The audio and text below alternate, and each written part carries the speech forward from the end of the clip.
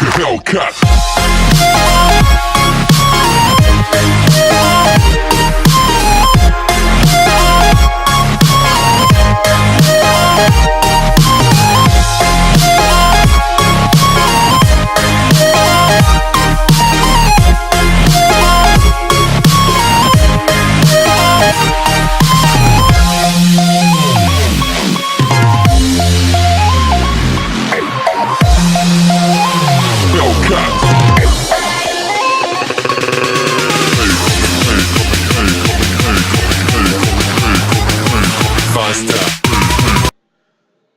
Salut les amis et bienvenue sur ma nouvelle série de vidéos de Pitanet.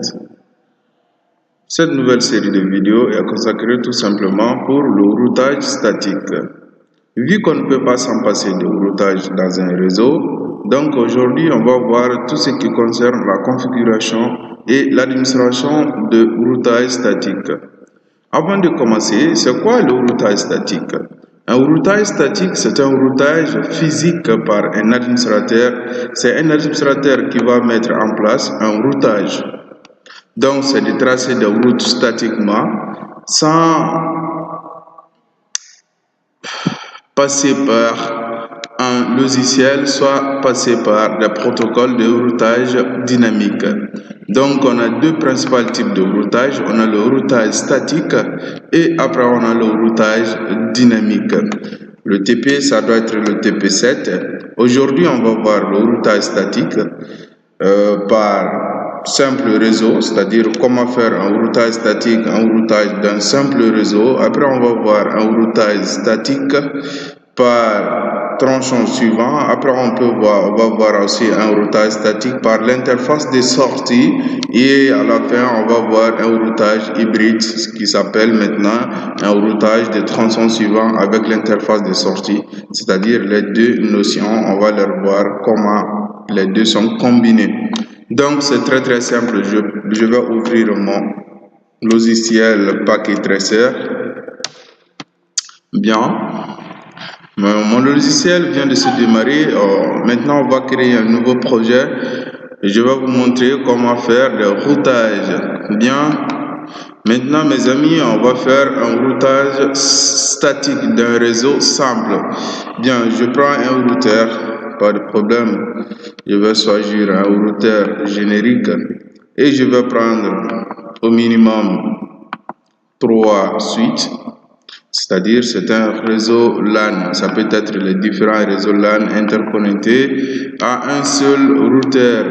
Donc, je vais les connecter entre eux. Avant tout, je dois choisir les équipements terminaux. Ce sont des routeurs, des téléphones, des ordinateurs.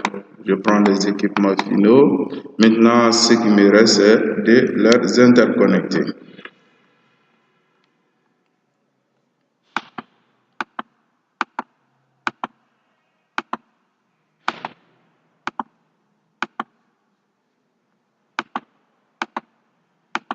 Bien, maintenant on vient d'interconnecter les portables avec le routeur et les switchers.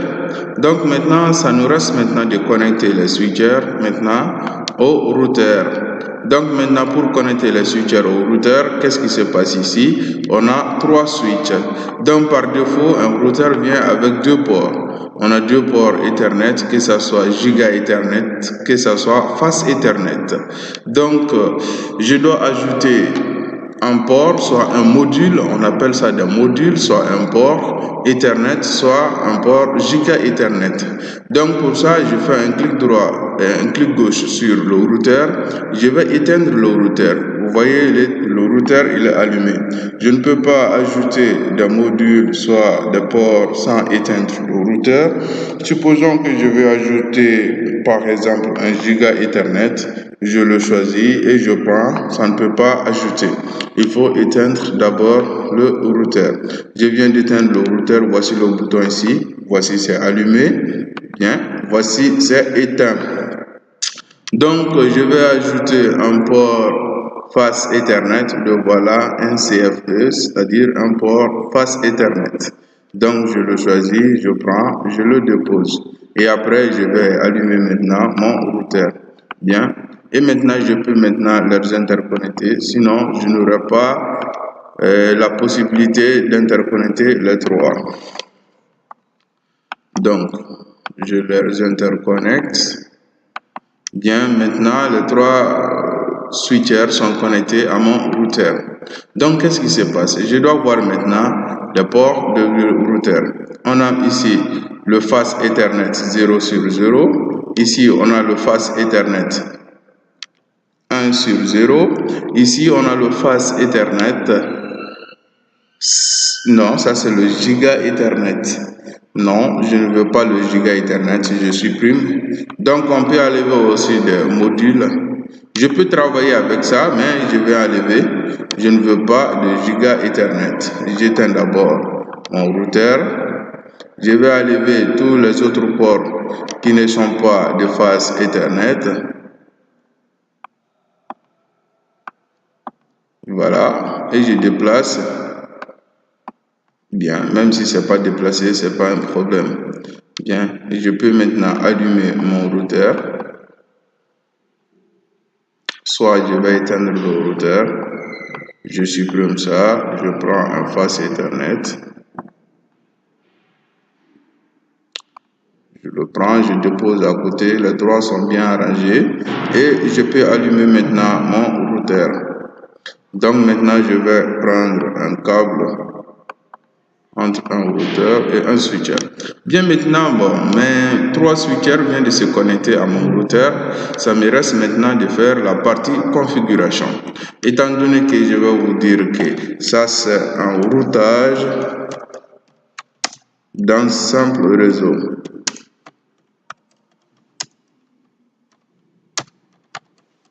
Bien, c'est le routage d'un simple réseau qu'on va le voir tout de suite. Voici le routage d'un simple réseau. Bien, donc maintenant je fais un clic gauche sur le routeur afin de configurer ces différents ports. Voici le port FA0 sur 0, c'est-à-dire face Ethernet numéro 0 sur 0. On a le face Ethernet numéro 0 sur 1 sur 0. On a le face Ethernet 2 sur 0. Bien, donc je vais commencer d'abord par le numéro F0 sur 0, je fais un clic gauche, je pars dans CLI, c'est-à-dire Command Line Interface. Je clique là-bas, je dis no, ne faut pas éteindre. Je dis enable, qui est enable, je vais donner configure terminal, on avait vu tout ça. Donc je donne interface, face Ethernet 0 sur 0. Qu'est-ce qui se passe? C'est bien validé. Je donne IP adresse, c'est-à-dire son adresse IP. Je donne 192.168.1.1 avec son masque qui est par défaut 255.255.0. Je valide. Je donne maintenant do write, do c'est-à-dire forcer de valider, c'est-à-dire write, c'est-à-dire arrêter soit de valider. Donc pour la commande write, on doit retourner en mode super utilisateur pour donner maintenant write. Donc maintenant moi je suis en commande configuration d'interface. Donc maintenant pour exécuter la commande write, je dois obligatoirement utiliser do write. Bien, pas de problème. Je donne OK, il a dit building configuration, c'est-à-dire la configuration est bien arrêtée. Donc on dit OK, donc pas de problème. Je vais faire un petit exercice, c'est-à-dire je quitte dans l'interface F0 sur 0, je vais partir dans d'autres interfaces. Vous avez remarqué, quand j'étais interface F0 sur 0, il y avait FI avec un tiret if. Maintenant, je donne int F0 F1 sur 0 et maintenant je suis dans l'interface F1 sur 0 et je donne maintenant IP adresse 192.168.2.1 avec son masque par défaut 255.255.0 et je valide. Donc je dis encore do write et maintenant ici je vais dire no shutdown, c'est-à-dire ne faut pas s'éteindre no shutdown, il faut allumer, il faut activer. Donc on va exciter encore Donc, qu'est-ce qui se passe? Je vais dire interface, face Ethernet F2 sur 0. Et je vais dire encore IP adresse, le même scénario comme un jeu d'enfant 192.168.3.1. Donc, avec 255.255.255.0, je valide. Après, je donne ma commande pour valider do write. Donc, après, maintenant, je vais faire no shutdown, c'est-à-dire il faut activer, il ne faut pas rester allumé. Donc, je vais dire exit pour retourner.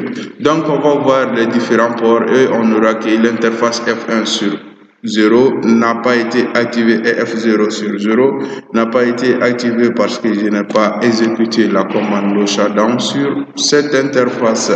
Donc, je vais donner la commande no shutdown interface F0 sur 0 no shutdown. Vous allez voir directement, il vient d'activer. Donc, on va donner les adresses à des machines et on va tester la connectivité. Je vais faire un clic droit sur les laptops, les sportatifs et je vais venir dans desktop et je donne les adresses 192.168.1.2 comme son passerelle par défaut c'est 192.168.1.1. Bien, je ferme. Bien, maintenant, je viens encore 192.168.1.3 avec passerelle par défaut 192.168.1.1. Je ferme. Je viens dans mon deuxième réseau, je clique ici, je viens sur toujours desktop comme un jeu d'enfant 192.168.2.2 avec masque par défaut et maintenant avec la passerelle par défaut 192.168.2.1. C'est la passerelle que j'ai donnée au routeur. Donc je vais donner toujours le même scénario 192.168.2.3 et 192.168.1.1. Je vais toujours ça c'est non c'est pas point 1.1 la passerelle par défaut je fais une erreur c'est point 2.1. Bien, je ferme, je pars dans mon troisième réseau, je pars toujours le même scénario 192.168.3.2 0 et 192.168.3.1. Ça c'est toujours la passerelle par défaut. Bien, et pour terminer, je viens ici avec 192.168.3.3 et 192.168.3.1. C'est la passerelle par défaut. Bien, pour voir les configurations sans entrer dans les équipements, il suffit de se positionner sur l'équipement. Vous allez voir les commentaires. Et voilà, maintenant, on a l'interface Ethernet 0 sur 0. Je reprends. Interface Ethernet 0 sur 0 app, c'est-à-dire c'est activé. C'est la commande no shutdown qui lui a fait activer. Donc, j'ai 192.168.1.1/24, c'est-à-dire la masque par défaut. J'ai encore l'interface 1 sur 0 qui est en app aussi, qui est 192.168.2.1, toujours la masque sur 24.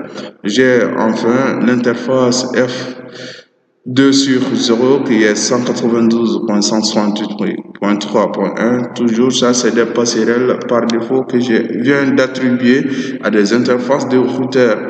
Donc, ce qui me suffit maintenant, je vais vous tester la connectivité entre une machine et le routeur. Voilà, une machine peut envoyer un message au routeur. Ici aussi, une machine peut envoyer un message au routeur. Ici, une machine aussi peut envoyer un message au routeur. Regardez ici, c'est pas par hasard, voilà les successful. Avec les successful, je dis il peut envoyer. Toujours vous allez voir des commentaires. Si c'est fail, c'est-à-dire que c'est interrompu, mais si c'est successful, c'est-à-dire c'est bien validé.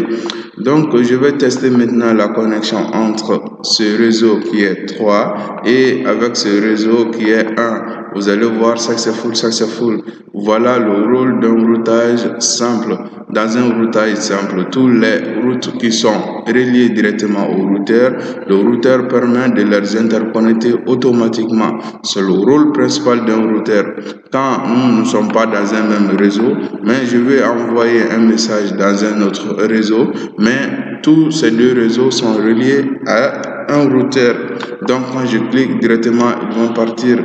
C'est successful comme la première fois. Donc je vais essayer. Voilà successful.